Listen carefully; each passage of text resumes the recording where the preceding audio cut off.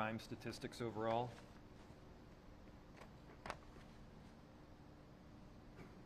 Which one would you like? That one. That one. Yeah. I want to begin by expressing my gratitude to each and every one of you. I know how hard you are working on a daily basis through some incredibly difficult circumstances.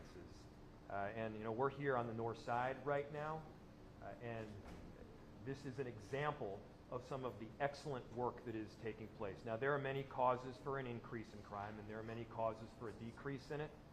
But what is clear to me is that the work that you are doing is having an impact. Crime on the north side is down by more than any time in approximately the last decade. That is due to a lot of hard work and partnership between you all and our community members. If you look at these statistics up here, homicide down 32%, gunshot victims down 26%.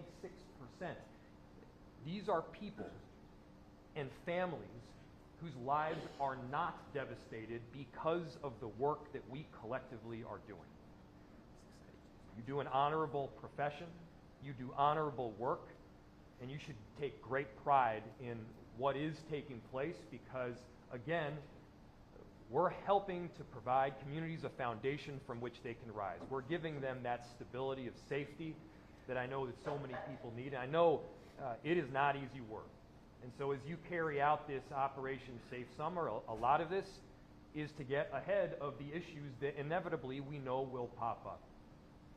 There's no mayor, there's no police chief that can in their right mind declare that we will end gun violence this summer with the number of both legal and illegal guns that come into the city. And at the same time, we can do everything that we can to make a difference. And I know that you all are doing that in a very big way. And a lot of this is through partnerships. As I mentioned, partnerships between police and community members, partnerships between multiple jurisdictions. And I know that's MPD, that's ATF, FBI, State Patrol, Metro Transit PD, all working together around the common goal of safety. And it is so critically important that during these weeks we get ahead of these issues as much as we possibly can because we know it's only heating up from here, literally and potentially figuratively. I'm proud of the work that you're doing. These aren't just statistics. These aren't just numbers on a page. These impact people's lives. And you know, you all are taking the call. You're responding to these 911 calls during some of people's most traumatic moments of life, and I appreciate the work that you're doing. Thank you for everything you do for our city. Thank you for keeping our city safe. And Commissioner and Chief, Sheriff, thank you for your leadership and your partnership in making all this happen. It's greatly appreciative. I'm proud to welcome up Chief Brian O'Hara.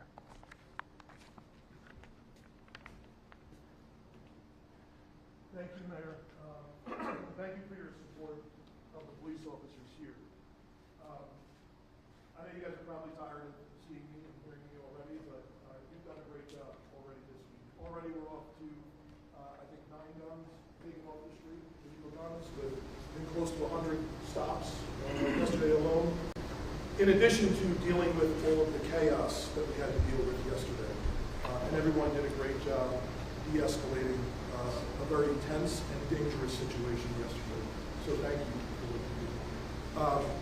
I'm proud of what we do together. You know, thank you, Sheriff. Your deputies are out here with us every day. This type of thing is not possible without you. So thank you to all the Sheriff's deputies. Thank you to Transit, ECA, the federal partners, State Patrol, everyone that's here. We appreciate it. This operation makes a difference. Every time we get together to do these details, there are results. There are real results. And the people who benefit are the community members here. And it's only possible because you all are the best at what you do. And I truly, truly mean that. The results speak for themselves. God only knows how many lives are saved by every illegal gun you're taking off the street, every shooter, every person who's out here willing to cause harm to this community. God only knows what else you're preventing. There's actually human lives behind these numbers. So thank you for what you do, because you're making a difference in what is oftentimes an impossible situation. That being said, I'll end it with what I always say. Be safe. I know there's a lot of pressure under people, but again, don't cut corners. Do what you have to do, and please be careful. But thank you. Know that I support you. I'll be out here with you more as we get into the weekend and I have more time. But I sincerely appreciate everything that you did, everything that you do, and especially as well as everyone handled that difficult situation yesterday. So thank you. Sure. I'll be real brief. I'll try to be. No, but thank you all for being here. Thank you for doing the job that you do. Thank you for continuing to show up. We all took an oath to uphold to a higher standard. That standard is something that cannot be compromised. If people continue with rhetoric against law enforcement about the work we do, and we're lawfully doing our work the right way every day, we need to make sure that we don't give people anything other than to look at than our legal reasons for doing our jobs. What does it mean to be held to a higher standard? You know it. That's why you're here. Remember your purpose. Remember your moral compass. And yes, again, I'm going to say it for everybody. Thank you for continuing to show up. We need you. We need you to keep doing the work out there. And you will have us making sure that we are protecting you. But you got to look out for each other. Make sure that you, again, remember that moral compass. Remember your why. Remember your purpose. You have a thankless job a lot of times. And I'm sorry for that. But make sure you know that there are people out there that support you, support the work that you do. It is our job to make sure that we protect people who are vulnerable communities. Sometimes that does not look great.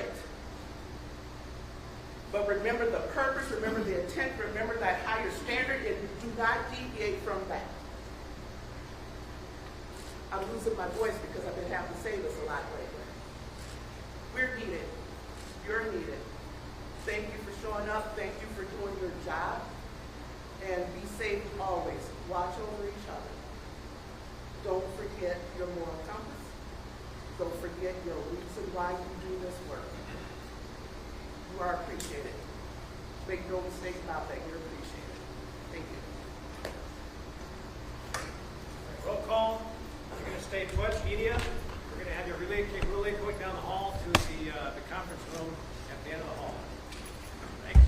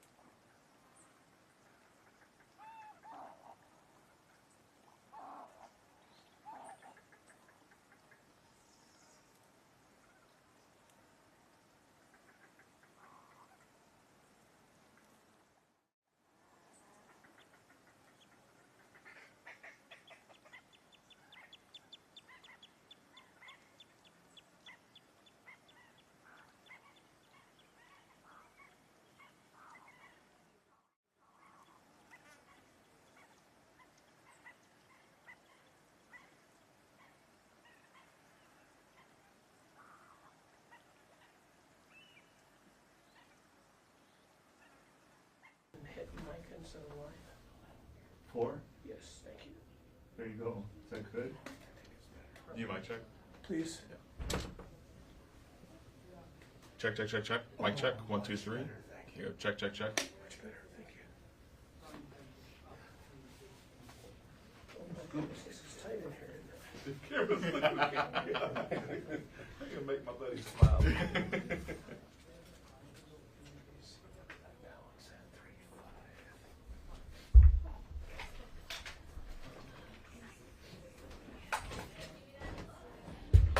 Don't hurt yourself, Art. Flip a noon in time, you got it. How you gonna do it? I don't even I get got time.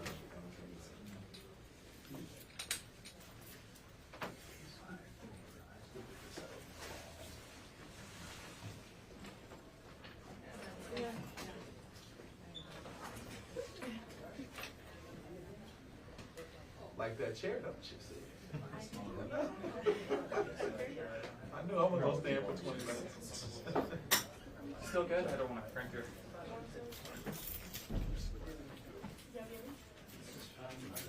Very well style. Yeah.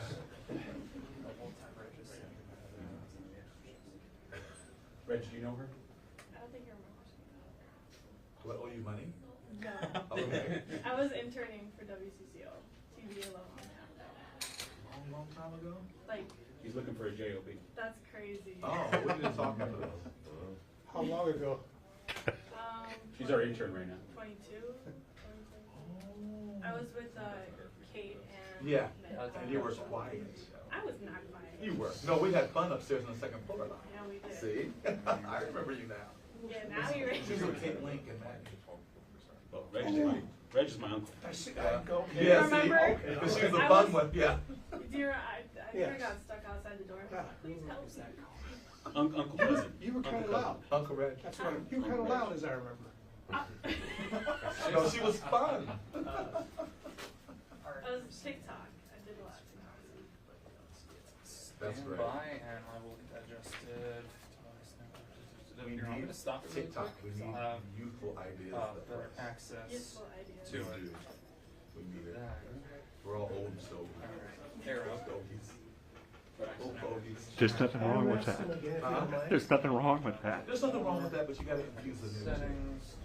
Yep. Thank you.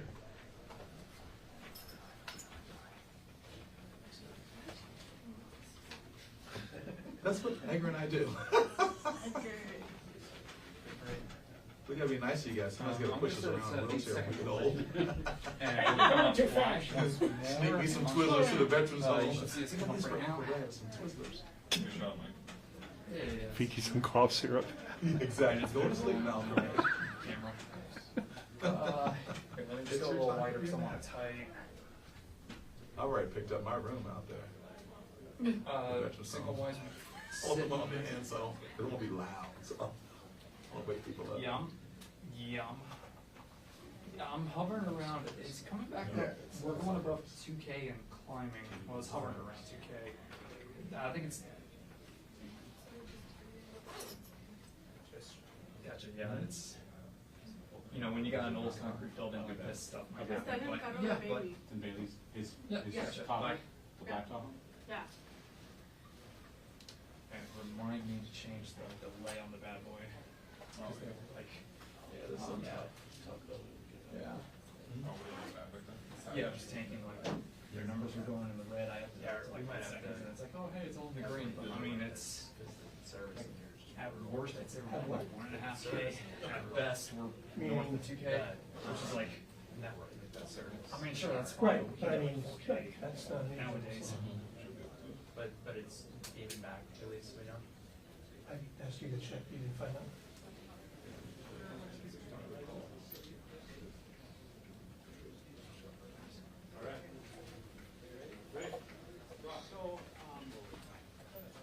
Just take us in a room so we're missing the good stuff. See, That's correct. They do. Check this here shot. This is out.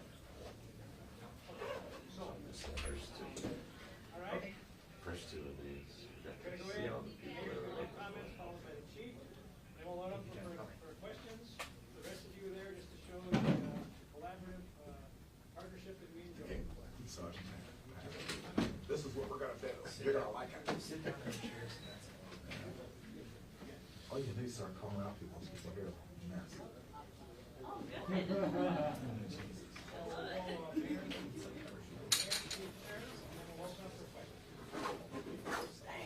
So they'll stand in front and you can kind of fill in behind.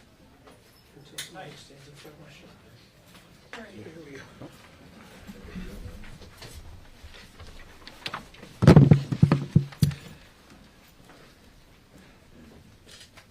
Good morning, everyone.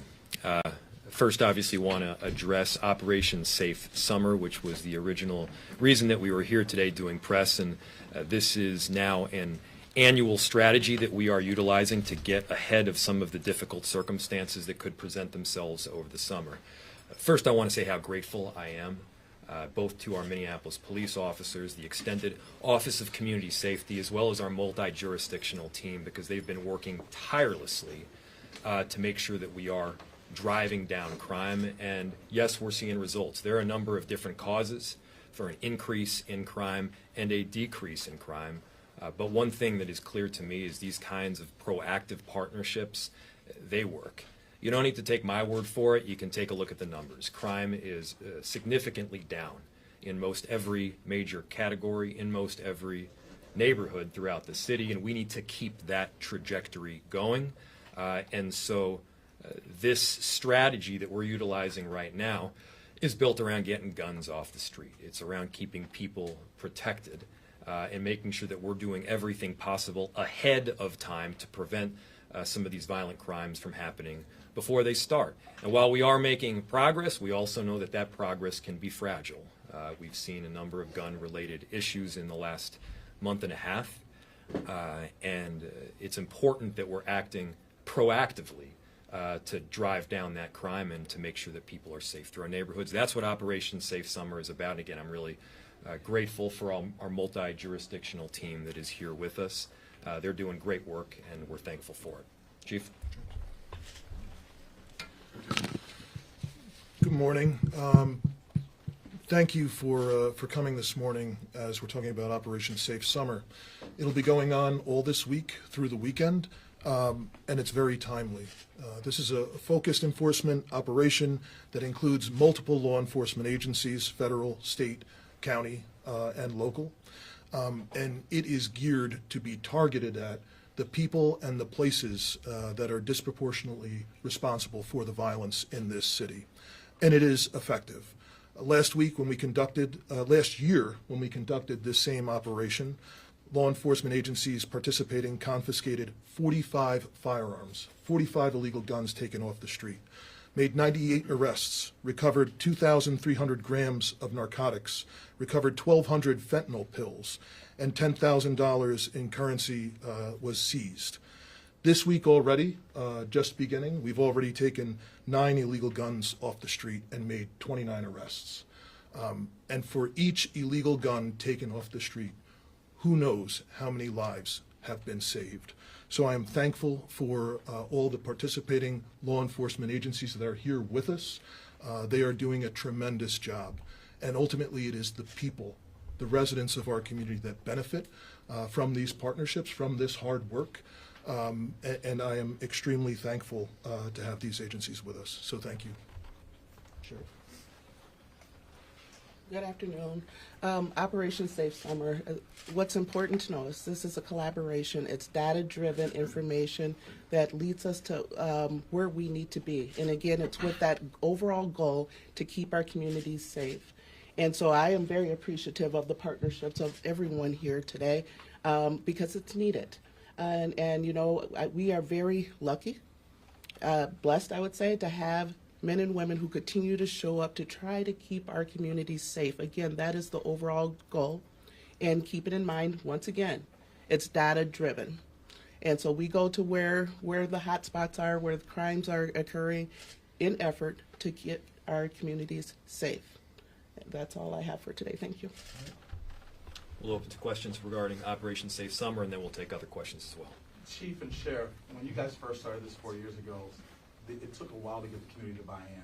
Can you talk about how over this time that the community is now considered a partner in Operation Safe Summer and how they helped you guys make the arrests and get the guns off the street? Yeah, absolutely. I think just from our perspective, as we have been able to build stronger relationships with both residents in the community as well as community-based organizations, as they have learned more about the purpose, that this is not a broad dragnet going out being placed on the entire community, that this is precision policing. This is, we are trying to go out and get those who are responsible for the most harm in the community off the street.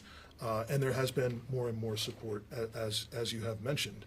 But that has, gone in line with, I would say, our efforts to reconnect better, to make referrals also to a lot of community-based organizations. So it's not just about trying to get the people who are out here really causing the harm. It's also about, folks who are out here who are very much at risk, trying to connect them with some of these community-based resources that are here so that we can do some prevention work at the same time. So I know a very, very basic need our residents have is to feel safe. And I know the success of these types of operations has been felt in North Minneapolis for sure. And so I think it's because of the success, because of the outreach, and because of the engagement that we've done, that there has been more and more support from the community, and I think the results speak for itself. Are there any, oh, sorry, no, go ahead. No, I would just add to that too, is we're being asked for help, and that is a big part of it. While we know that we have to address the lack of trust that some communities have, we also have to listen to the people who are asking for help. That's right. We know that there's a more in-depth term when we talk about community engagement. It's not just good enough to show up and drive through the streets and know what block you're on, but who's working at those businesses, who's owned those businesses, who lives in this home, who owns those homes. People, because of all of the work that's been done, the proactive work of community engagement, I believe that that is a part of what's helped us get to a better place. We know that there's a lot more work to do, but that was the missing piece, being involved with the communities, not just showing up and responding to calls, but being proactive and building those relationships, sustainable relationships. For too long, it was responding to things after they happened did not work. And so making sure that everybody has that understanding of what it means to build and sustain relationships, which means trust, is imperative. And so I think that is, again, a result of what we're seeing, where the community is asking us for help. And we're happy to be a part of those communities. Are there any particular cases or operations as part of this, or specific areas, or whether it's drugs or guns, or like any certain cases you've been most happy about so far with the... There's a number of long-term investigations that are a part of this. So there's some search warrants that have been executed. I think there's more that we will release at the end of this. There's been a number of stolen cars that have been recovered, and as well as there's long-term investigations that were planned to be a part of this and to be executed during this, but there's also the ongoing work that we're doing.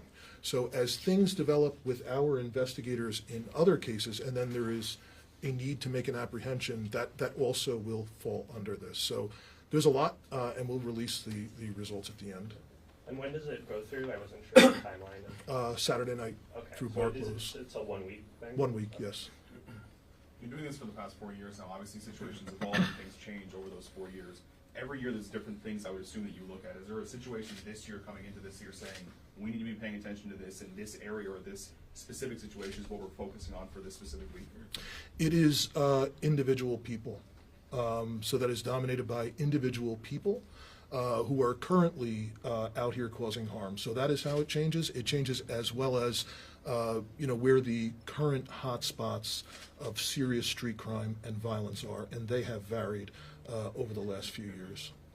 You had a big burst of a few weeks ago in South Minneapolis with a lot of Native people killed, and is that an area you've been doing a lot of this increased enforcement as part of this week? There is work that is a part of that, yes. Yeah. Expensive to run an operation, say summer. This is a lot of resources for sure. There's overtime costs associated with it, but it is unquestionably worth it. The amount of guns that are taken off the street. Public safety has a price tag, but the cost of this pales in comparison to the results. Mr. Mayor, is this an easier solution for you with the potential tug of war that happens between Minneapolis City Council on the one hand and the White House, or is it a slam dunk of what has to be done? Were you able to negotiate between getting those two done for what the city needs? Does that make sense? No. You have to negotiate with the city council on how this looks Yeah. and what this goes with. And at the same time, the White House does what they do and such and strips resources, or maybe they help you, I don't know. But somehow between all that, or maybe none of that is a problem. Maybe you get the job done despite your city council, despite. Am I close? Yes, I think so. Sorry. So the question is, how do you navigate between multiple different strategies, multiple different ideas as to how we keep people safe? And you all have heard me say this before.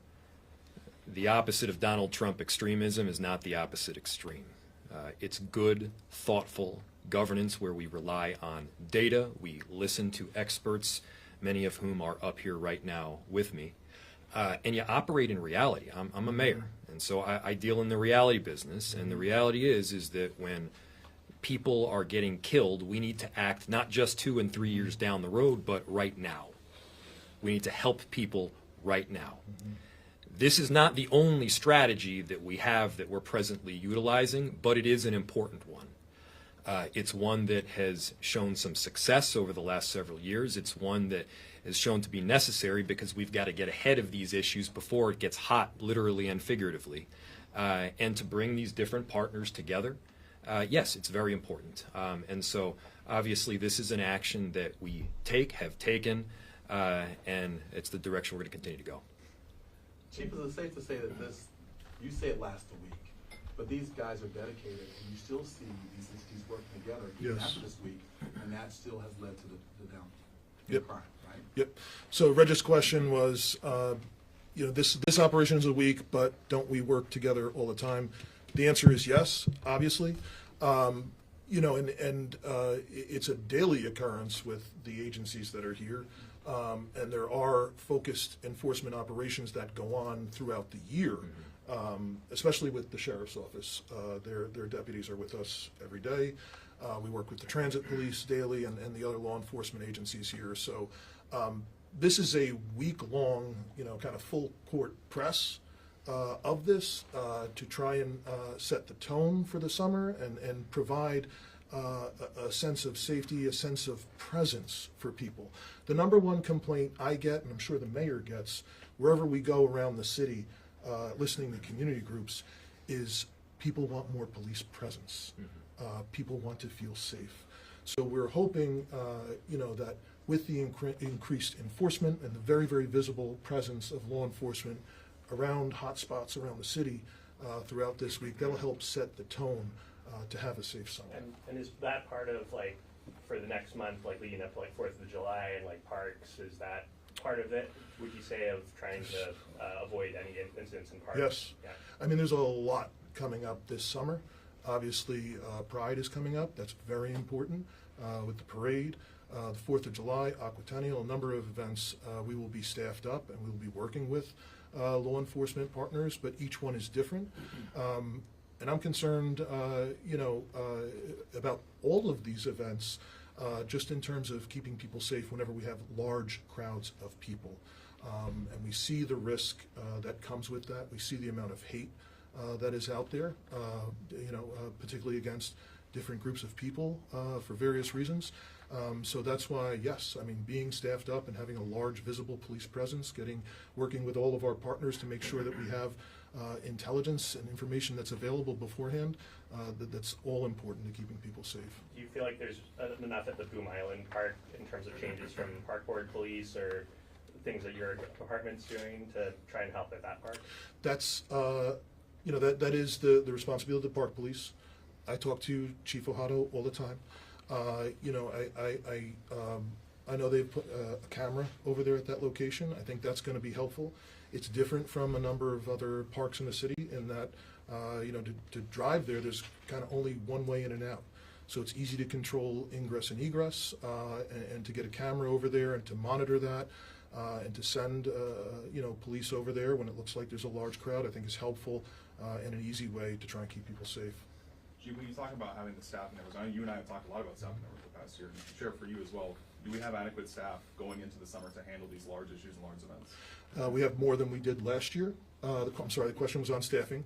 We have more than we did last year, and we are staffed. We have more people on average on every shift, every day, in every precinct around the city. That's a fact. And today, we started a recruit class of 38 recruits, the largest I think they've had since the 90s. We're still hiring a number of laterals, so I think by the next time we do a graduation ceremony, we might be swearing in as many as 50 police officers. So yes, staffing is gradually getting better, and I'm anticipating it to get a lot better by the end of this year. But even without that, where we are today, the number of cops on the street, each shift out of each precinct, combined with all the work that's being done by outside agencies in the city, is more than what it had been here. We asked about yesterday. Next topic, Mhm. yeah. Yeah, okay. So, Chief, I heard you say in there you said the crowd. You saw your men and women work yesterday. Question for really anyone up here. The response to this publicly has been really poor. You have a sitting city council person who called it inappropriately opaque, said it was a failure. He called the law enforcement out there faux military clowns. You have a mayoral candidate who called it blatant fascism.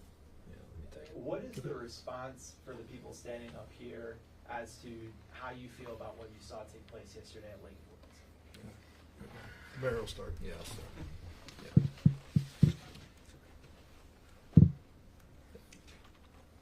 First off, I understand the concern off the bat because I had many of the same concerns.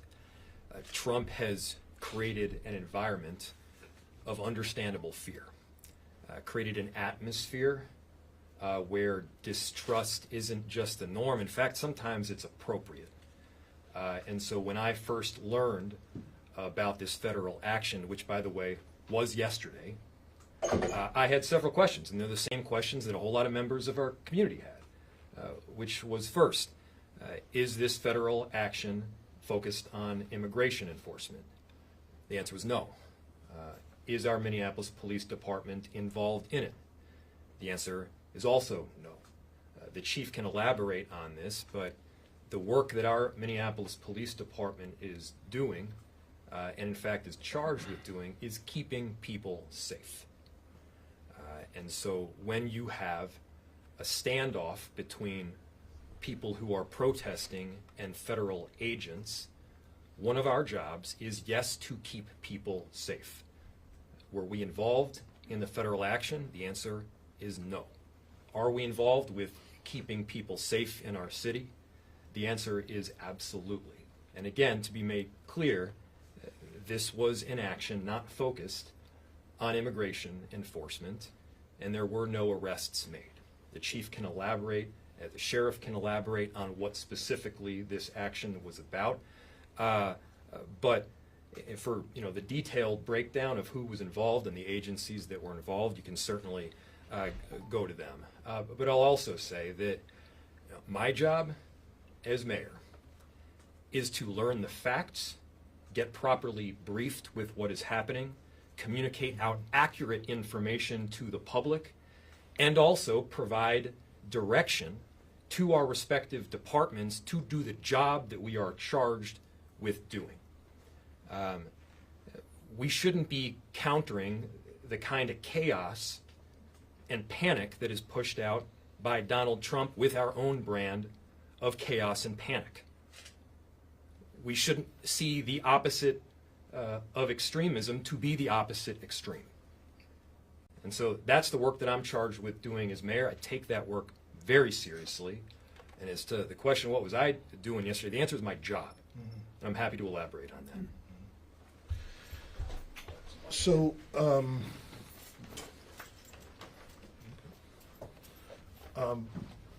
I was here yesterday, same time conducting roll call when I found out of the operation as it was unfolding. You mentioned some comments that were made by council members criticizing how it was happening. I will say this, I had concerns, and I have relayed them to our federal partners. I think the manner in which some of it was handled was tone deaf for the situation. I think there's no question everybody learned yesterday just how heightened and how tensed the issue of immigration enforcement in this city is. That being said, when things are tense and heightened and spiraling out of control, you need leaders to step back and gather the facts and deal with the situation that was unfolding. And that's what we did yesterday. And it surprised me somewhat how quickly things escalated and the situation deteriorated. And we have a sworn duty to keep the people of this community safe. That doesn't go through a political filter. And so, you know, I did the best I could to learn what was happening and to get accurate information. But there were a number of law enforcement agencies involved. And it was a task force, and I didn't even know that task force was operating, that had a variety of federal agencies. So it was, I knew a federal criminal search warrant was happening, but I didn't know exactly what. And we dealt with the reality of the situation on the city street. And ultimately, you can say what you want and point fingers and blame people for different things, how it happened, whether they should or shouldn't have or whatever. But the bottom line is, if a tragedy happened at Lake and Bloom yesterday, it doesn't matter who's at fault. The community loses.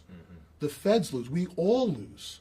And we are left behind. The feds can leave. We're left behind to deal with the consequences.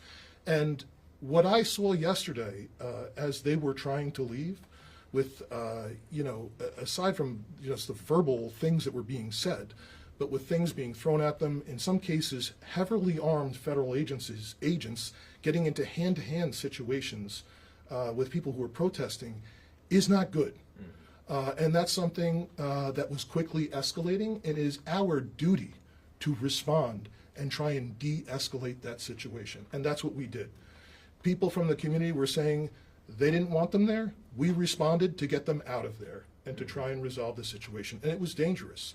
And even later in the day, the police had to respond later in the day because some protesters that were remaining had surrounded a resident's vehicle and were, you know, damaging the vehicle and refusing to let them drive away. So, I mean, there's no question that it had become a dangerous situation very quickly, and that we had an obligation to protect the people of this city. I would like to touch on that question. I'll start with this. The information that came out on social media from elected officials was highly irresponsible. There were ways for them to have accurate information, and instead of getting accurate information, being impulsive and putting out things that could potentially incite riots is senseless. I will tell you, as far as the Hennepin County Sheriff's Office, we do have a deputy that is assigned to human trafficking. We do have partnerships with our federal partners. I don't know of one person who is okay with human trafficking in our communities. I don't know of one person who's okay with drug smuggling in our communities.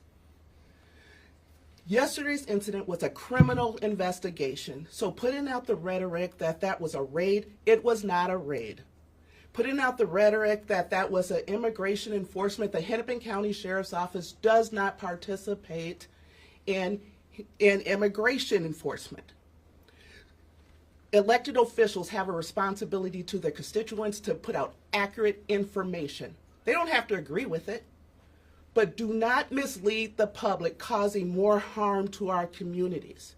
We just got done with a roll call talking to these officers, deputies, troopers, agents about being safe, that they are held to a higher standard. Right now, we need the community's help, we need the media's help, and making sure that you support these people that are continuing to show up to combat the people that are trying to harm our communities. Again, who's okay with human and drug trafficking? When we're looking at just the statistics right now, ODs are going back up already. We have to do this work. I understand and I actually empathize. I know people are worried and afraid, as the mayor spoke to, as to some of the things that have been going on right here in Minnesota as well as across the country. What is important for people to know, yesterday's incident was one of 8 search warrants for a transnational criminal organization.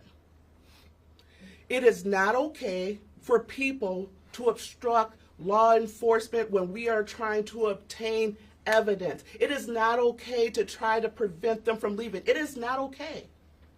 It did not look good. I get that, and we will deal with some of the things that happened that even I don't agree with, which is why I have an appointment already set up with some of our federal leaders. That could have been done better.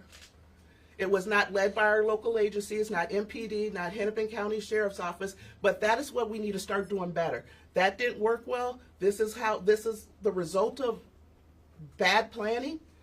And I want to implement ourselves. If you're going to be in our communities, let us be a part of that planning so we can do it the right way with less issues like what happened yesterday. 1 of 8 search warrants, transnational criminal organization. Some of the things that we are seeing are going across, again, state lines, out of the country. That is why the federal government has to be involved with those things. If you are okay with that type of stuff happening in our communities, come tell me to my face. Tell me you're okay with it. Again, I do understand why people were upset and why people were scared. And this is why we need our elected officials, our community leaders, making sure that they have correct information or disseminating correct, accurate information. There are a lot of unnecessary things that happened yesterday on all levels. We need to do better. Thank you. That's right. One thing a few people were asking was, seeing officers with ICE badges, why are they there if it's not? It's a federal task force. So I learned after the fact that there were ICE agents there. I didn't see them myself. When I initially went there, I thought it was HSI and FBI. But there were all these different agencies there: ATF, FBI, HSI. There was ICE was a part of it also. And the reason is, and they put out a statement last night, the Department of Homeland Security has created a Homeland Security task force, or task forces. They're all over the country, and there's one here locally, and it involves all of the different federal law enforcement agencies. So I had not seen that before because this is the first time they've done an operation like that. And did you, or was also interested for the mayor's thoughts on the response? I think what a lot of people were concerned about is the level of response, seeing armored trucks coming down the street. What do you think about that? So, I mean, and I'll pass it off, but that's what I was referring to, and I think to some degree, I think some of this was tone deaf in the way it was handled. Yes. Sorry. I agree with tone deaf.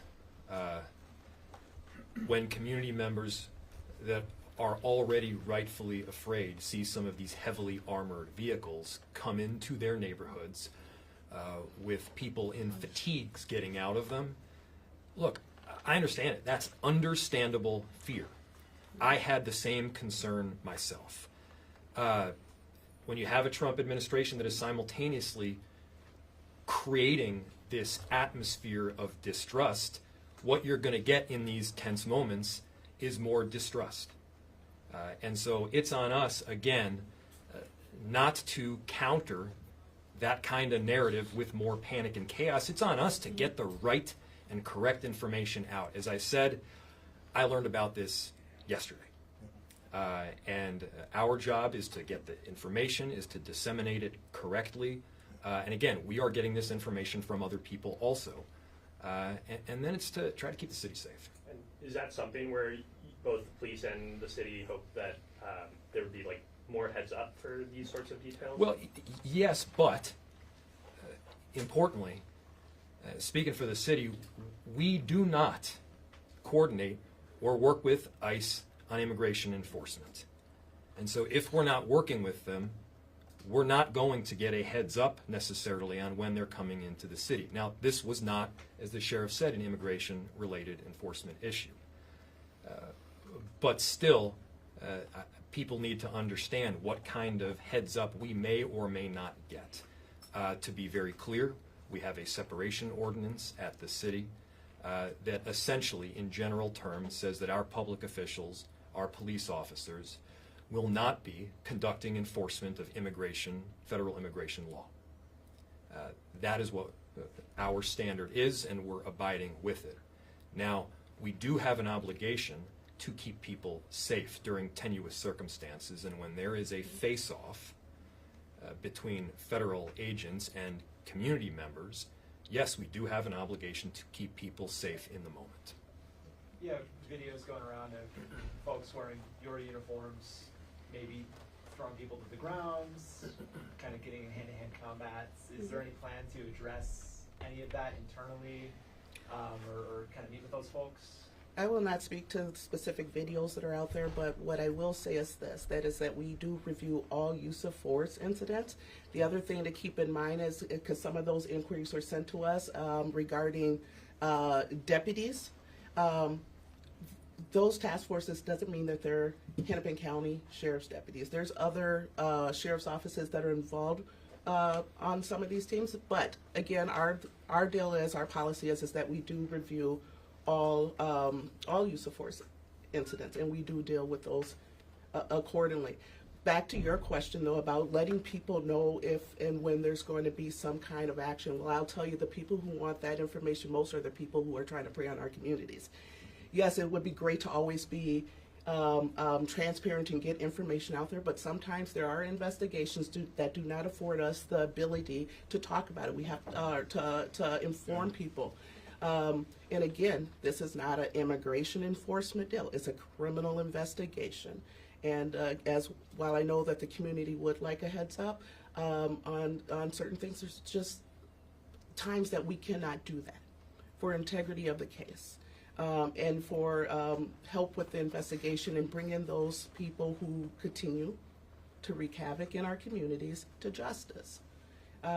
And so, but again, I will acknowledge there are things that can be done better, which again is why we're having those conversations, those meetings with our federal partners. But we are not responsible for what they do or how they act. We are responsible for our individual agencies. So hopefully those relationships that we have, that they will hear us and saying how this could have been done better, will happen. But again, there were victims. This is not a victimless crime as to why we were there. Victims deserve justice too. And that is why we were there yesterday. And you mentioned the other similar searches. Were those all in the city, or like where were those other? That was the only one in Minneapolis. There were several throughout Hennepin County, as well as other counties in the metro area. Again, there were 8 different places. This, what happened yesterday in response, only happened in this city. And again, there's a lot to this investigation.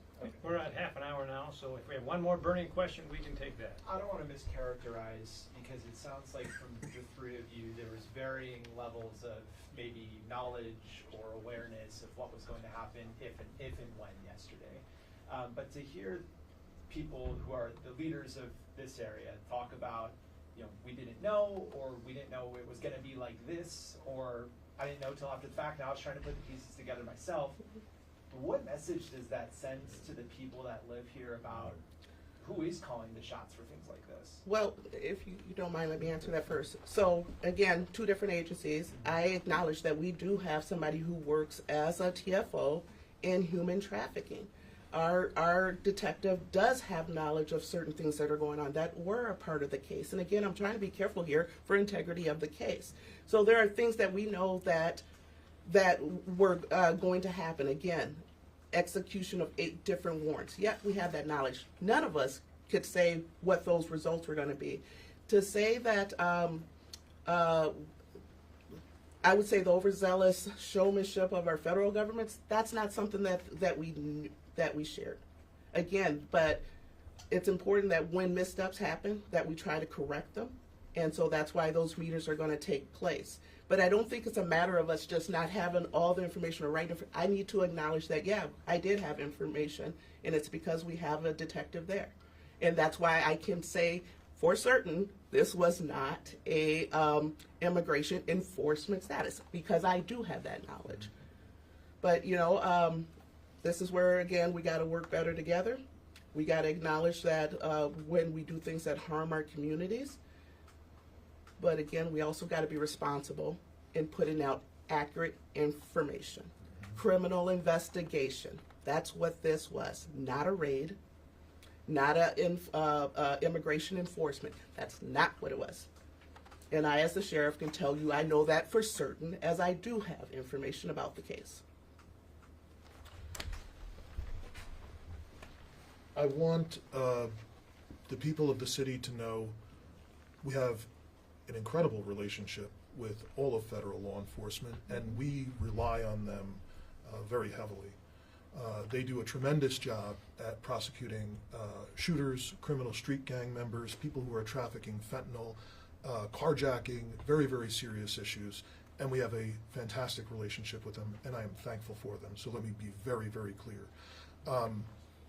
I think part of the confusion yesterday is a number of things. Part of the confusion stems from this task force just started, all these different agencies. You had a number of federal agents from different parts of the country that were here participating in it because it was so widespread, because there were 8 different warrants happening at the same time. So some of the agents, on Lake Street yesterday were not from Minnesota. The FBI team there was not from Minnesota. So I think all of these things contribute to, some of the issues that we saw, but we're going to correct them. And, I spoke with the acting U.S. attorney yesterday several times, again this morning. He's committed to help, quarterback this so that we don't have this type of issue again. But, when this is part of, federal law enforcement's jurisdiction, and so, particularly when they're conducting a search warrant and the warrant is sealed, as best I can try and get information, I need to get permission before I tell the community what exactly is the contents of it. I can characterize it as a criminal search warrant, but I can't tell the community what is underneath it without getting permission from the U.S. Attorney. So that's ultimately what happened yesterday, once we were able to try and make sense of it. But it spiraled very, very quickly. And a lot of some of the ways this was handled, again, was not helpful, but also the rhetoric, the very, very heated rhetoric, almost designed to try and ignite a powder keg. That was not helpful. That does not benefit the community. That doesn't help keep people safe. That doesn't help figure out what the facts are in this situation. So we're going to continue to work as best we can with all of federal law enforcement, and I'm confident that we will work to try and minimize something like this from happening again as best we can. Chief, can you share any updates about Boom Island? Any safety updates? I know you said Park Police has got some things there, but just anything else from there? Well, in terms of the investigation, we're making good progress. The investigators have been working very hard. Several leads, hundreds of pieces of evidence that will be processed. That's going to take time. But I know they've got some very, very strong evidence and strong leads that they're working through. So I'm confident that we will be able to bring justice for that victim's family soon. Sorry, do you have the? We're going to wrap it up there. Thanks so much. Appreciate it. Number of protesters that were arrested at all yesterday? We didn't have any arrests initially. I believe there was arrest later in the day related to the motorist that was stranded and trying to get them out. Oh, okay, but there were no protests from yesterday's? No, from the initial incident, yes, Okay. no. Okay, thank you. Thank you. Thank you, Chief. Thank you. Thank you, guys. Thank you all.